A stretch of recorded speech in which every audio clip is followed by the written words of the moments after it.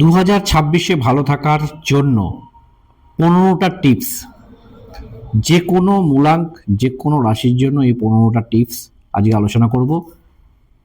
পাঁচটা করে 5টা টিপস কি করবেন না 2026-এ, সেইটা 5টা টিপস দেবো কি করা উচিত বা কি করবেন 2026-এ, এবং 5টা টিপস হচ্ছে উপায়, সমস্যা থাকলে সেগুলো থেকে বেরোনোর উপায়। ভিডিওটা দেখুন স্কিপ না করে। চলুন আলোচনায় আসা যাক। কি করা উচিত নয় 2026-এ, যেটা করা একদমই উচিত নয় সেটা হচ্ছে ওভার কনফিডেন্স এবছর নিজের মধ্যে একদমই রাখবেন না।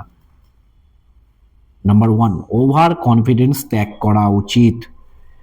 2 নম্বর, উটেপোনা ছাড়তে হবে, কাজ করা শুরু করতে হবে।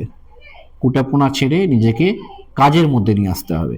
3 নম্বর, মাথা কিন্তু ঠান্ডা রাখতে হবে, ইগোর সমস্যা বাদ দিতে হবে, মাথা ঠান্ডা রাখতে হবে এই বছরটা। 4 নম্বর, কালো রং থেকে নিজেকে দূরে রাখার চেষ্টা করুন, কালো রং একদমই ব্যবহার করা যাবে না এবছর। 5 নম্বর, কারোর সাথে তর্কে জড়ানো যাবে না, যেটা বললাম যে ইগো কম করুন, কারোর সাথে তর্কে কিন্তু এবছর একদমই জড়ানো যাবে না। আর 5টা টিপস যেগুলো করবেন বা করা উচিত সেগুলোই আলোচনায় আসা যাক। নিজের কাজ নিজেকেই করতে হবে, অন্য কাউকে দিয়ে নিজের কাজ বা অর্ডার করে নিজের কাজ করাবেন না এবছরটা। 2 নম্বর হচ্ছে শুধু প্ল্যান করলে হবে না, বাড়িতে বসে শুধু প্ল্যান করে যাচ্ছেন, সেইটা কার্যকরী ভূমিকা পালন করছেন না। শুধু প্ল্যান করলে হবে না, কাজও করতে হবে। 3 নম্বর, ধৈর্য ধরতে হবে। বছরের প্রথম 3-4 মাস কিন্তু সাফল্য আসবে না, সাফল্য আসতে 3-4 মাস পর থেকে কিন্তু সাফল্য আসতে আরম্ভ করবে, তার জন্য ধৈর্য ধরা উচিত।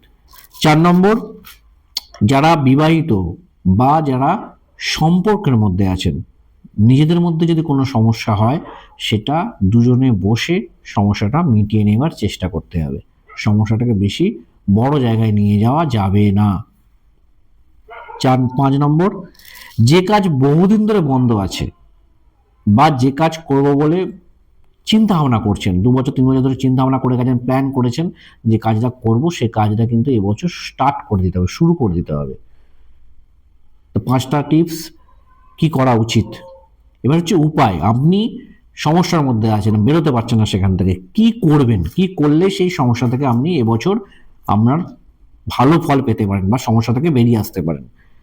যদি আপনার বাবা বেঁচে থাকে, মূলাঙ্ক আপনার যাই হোক, বাবা জীবিত থাকলে প্রতিদিন সকালবেলা ঘুম থেকে উঠে বাবাকে প্রণাম করে দিন শুরু করার চিন্তা ভাবনা রাখুন। বা যদি বাবা জীবিত না থাকে তাহলে অবশ্যই প্রতিদিন সূর্য প্রণাম করা উচিত।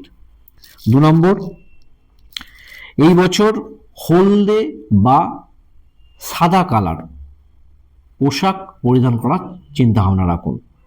যে কোনো কারোর জন্যই বলছি, হলদে বা সাদা কালারের পোশাক এবছর পরিধান করার চিন্তা ভাবনা রাখুন।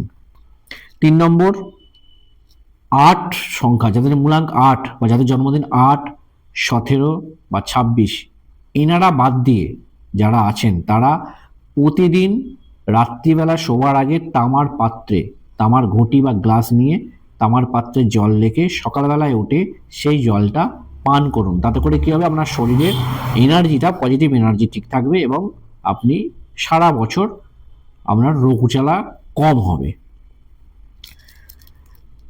4 নম্বর, যে কোনো মন্দিরে মুসুর ডাল দান করার চিন্তা ভাবনা রাখুন। যে কোনো মন্দিরে যখন দেখবেন বাৎসরিক পুজো পাঠ হচ্ছে, যেখানে যদি খিচুড়ি টিচুড়ি হয় এরকম একটা ব্যাপার থাকে, সেখানে চেষ্টা করবেন যে কিছু মুসুর ডাল আপনি দান করতে। 5 নম্বর, এবছর যেটা করবেন সেটা হচ্ছে কাঠের পেন ব্যবহার করার চিন্তা ভাবনা রাখুন। কাঠের পেন, যেটা আগে কাঠের পেনের ভেতর শীষ পুড়ে যে লেখা হতো, প্রত্যেকেই চেষ্টা করুন যে কাঠের পেন ব্যবহার করার, কাঠের পেন ব্যবহার করে লেখালেখি করার, তাতে করে কিন্তু আপনার সমস্যা অনেকটা হলেও কমবে। নিজে ভালো থাকুন, অপরকে ভালো রাখুন। দেখা হচ্ছে পরের ভিডিওতে। ভিডিও যদি ভালো লেগে থাকে অবশ্যই লাইক, কমেন্ট এবং শেয়ার করতে ভুলবেন না।